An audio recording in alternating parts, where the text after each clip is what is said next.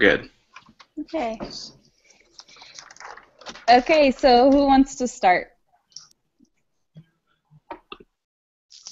All right, what qualities make a good leader? I can start. Okay.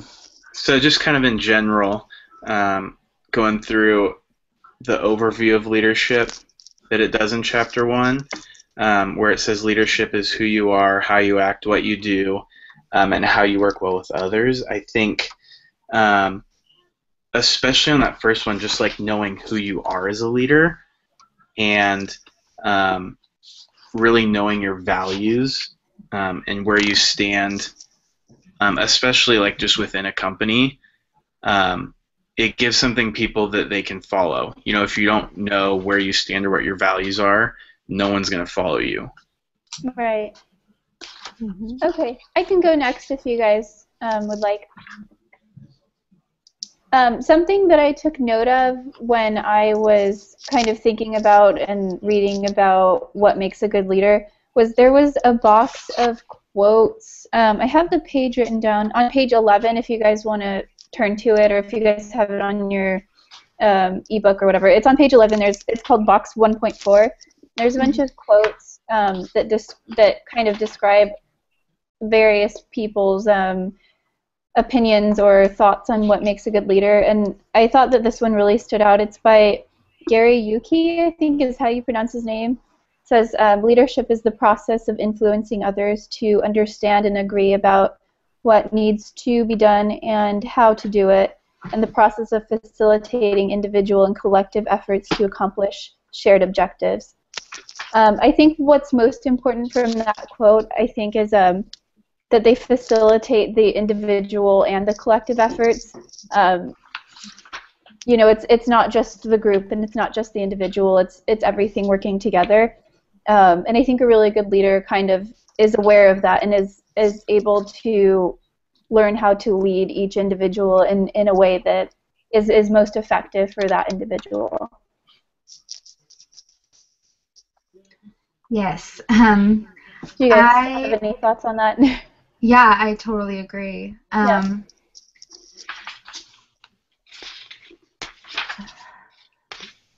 Like looking to others as a resource for ideas and information, and, you know, knowing who you are as a leader and being really aware of what you can do.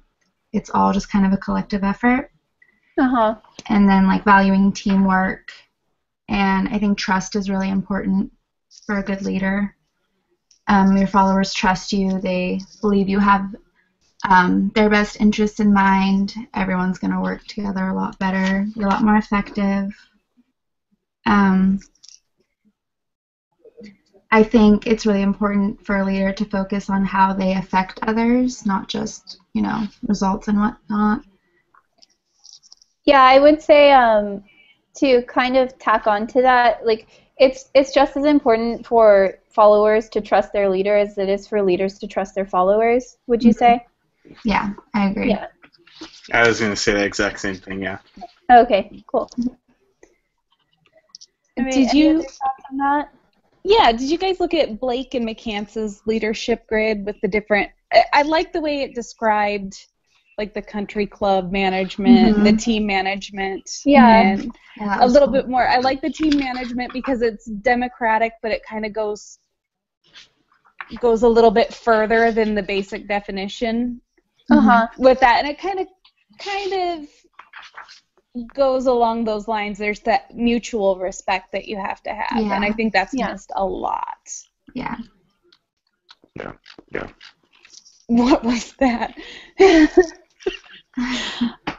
Well, that kind of transitions us into the poor leader, I guess. A lack of respect is something a poor leader. Someone who doesn't look for feedback, just sees their followers as a way to, like, a means to an end. Just focusing on needs for an organization rather than the needs of the people, stuff like that. One thing that I thought was interesting is how a poor leader will assume that people don't enjoy their work Like they don't want to be there. I really thought about it like that. I've actually seen it. And then you wonder why some leaders have such a negative attitude. And I guess it makes sense if they think no one wants to be there. They think they have to be these authoritarian, you know, micromanaging type of leaders. So I thought that was interesting. Yeah. Yeah. Sorry, go ahead. Well, I personally have a problem with calling bad leaders leaders at all. Exactly. True. I kind of feel like the whole definition of leadership throughout chapter 1 anyway is that it's somebody good, who's really leading people. Yeah. And then they're talking about bad leaders, but they're really bad managers. Exactly, yeah. Right. The way I kind of viewed, because they listed all the types of bad leaders, and I think it kind of comes down to two, really, where it's, on one hand, you have the people who just don't know they're a bad leader, which, yeah, you wouldn't really call them a leader, and then they're just incompetent or don't have the skills. But then on the other side, you have the leader who is a leader and is leading their people, but they don't care about their followers. And I mean, you can always use the classic example of like Hitler. Like, he led the whole country, and it was one of the most powerful countries on earth, but he was a terrible leader. So, I mean, you kind of have the two of incompetency, but then on the other hand, it's just you don't care about your followers. That's a good point. I agree. Yeah, something I forget who it was, but one of you guys touched on like oh, I wouldn't necessarily call them a leader. And there was something I wrote down. It was on page 12. It said you manage things, you lead people. Mm-hmm. And I thought that was a really concise way to say, you know, there is a difference between a leader and a manager. You know, people can manage things, but it takes quite a bit more skill and a lot more tact and a lot more thought to manage or to lead people, right? Mm-hmm. Yeah. So one of the discussion, or part of the discussion prompt, is to talk about personal experiences, mm-hmm. And media, television, whatever. And when I don't know if you guys watch 30 Rock ever, but whenever I watch that show, it makes me laugh because oh my gosh, I'm totally blanking on his name. He's a Baldwin. Alec Baldwin's character? Yes, Alec Baldwin's character. Whenever I see him, I think he's such a jerk, but he's really an awesome leader. Everybody likes him. Everybody wants to be friends with him, and everybody wants to make him happy. What qualities in him would you say reflect like qualities of a good leader? Okay, this goes into chapters 3 and 4, but he's very charismatic. Right. He's got star quality, I guess. Yeah.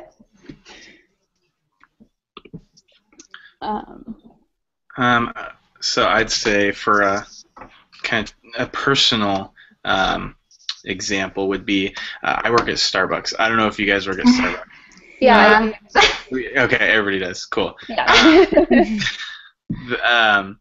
My manager has a really good balance between the democratic and the authoritarian, mm-hmm. to where she's getting pressure from her DM for like, this is the way things have to be on certain things, and so she really lays down the law and says this is the way it's got to be. But then on other things, for like personalizing the store, what's going to go where, how are we going to lay out this station, she's really, really democratic, and she's super open to what the partners want and what the partners mm-hmm. think is going to be best. And hey, yeah, let's try that. And if it doesn't work, we'll just try something different. So it's a really good balance, and it really makes people feel like it's the partner's store. Like we have say over the work environment. So that's, I don't know, it's just really cool balance. Yeah, I think at Starbucks, I think I've experienced both, ends of the spectrum, and probably a little bit in the middle, where I've had those managers that are very by the book and very, here's what has to go down and here's how we're going to do it, and I'm not really interested in your feedback. And then there are also those managers who don't really know that they're not being good leaders. They're more interested in being friends or being well liked. And while those things are important as a leader, as you mentioned, we tend to gravitate toward a charismatic leader. That's not really everything, and I think especially in, sorry, there's an airplane.